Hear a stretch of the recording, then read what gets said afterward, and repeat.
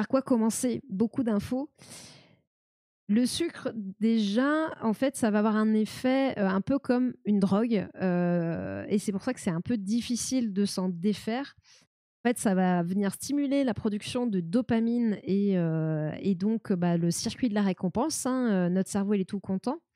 En plus de ça, plus on mange du sucre, plus on devient sensible au sucre, donc notre cerveau va être encore plus content de voir du sucre et va se réjouir fort fort.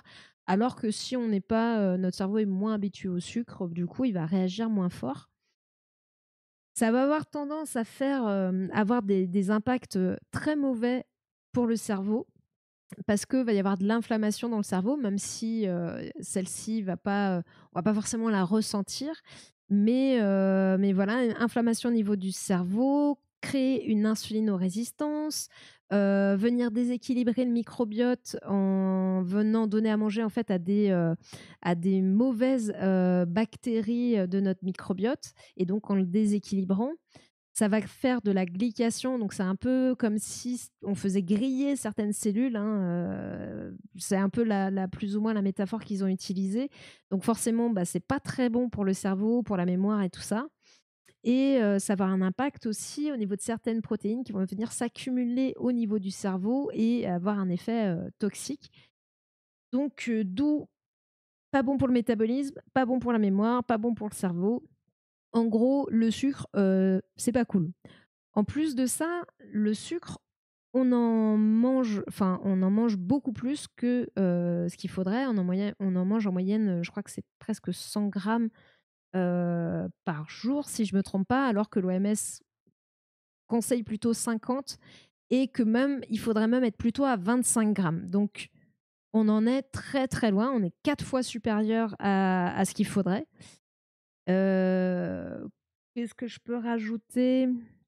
Qu'est-ce que je peux rajouter, de plus? Donc ouais, système de la récompense et du coup, ben, quand on va essayer de diminuer notre consommation, ce qui va être dur, c'est qu'il va y avoir un effet de manque, parce que vraiment il y a un effet de dépendance, à cette substance. Donc, vraiment, on peut l'associer, quasiment à une drogue. Le problème aujourd'hui, c'est qu'il n'y a aucune législation sur le sucre. C'est 90 grammes par jour. Merci Mina, j'avais un petit doute, mais c'est énorme, c'est énorme. Il y a aucune législation sur le sucre. Donc, au final, les, fabricants peuvent en mettre en quantité comme ils veulent dans les aliments, sans restriction, sans rien du tout. Sauf qu'aujourd'hui, le sucre, vous n'en trouvez pas seulement dans les produits, je suis à 2 kilogrammes par jour, dans les produits, sucrés, vous en trouvez aussi dans énormément de plats qui sont des plats salés, même dans les conserves, ça a d'autres noms aussi. Donc là, il serait grand temps, au vu de tous les problèmes que ça pose au niveau de la santé des gens. Alors bien sûr, hypertension artérielle, diabète, obésité, mais aussi les maladies, neurodégénératives type Alzheimer puisque ça a un impact sur la mémoire.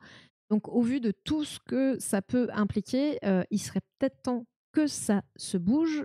C'est pas gagné, mais bon, va falloir essayer de continuer à faire pression pour que ça bouge. Il y a des pays où ça bouge, mais voilà, c'est très compliqué parce que ce sont des lobbies, qui sont quand même très puissants.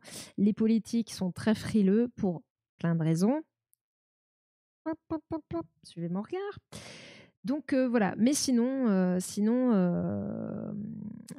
bah, voilà, que dire de plus? Ce sera tout pour moi. Ce sera tout pour le sujet du sucre et du cerveau. J'aurais eu plein d'autres choses à dire sur le cerveau, mais comme on aura l'occasion d'en reparler, je pourrais, vous en dire un petit peu plus à ce moment-là. Voilà, voilà.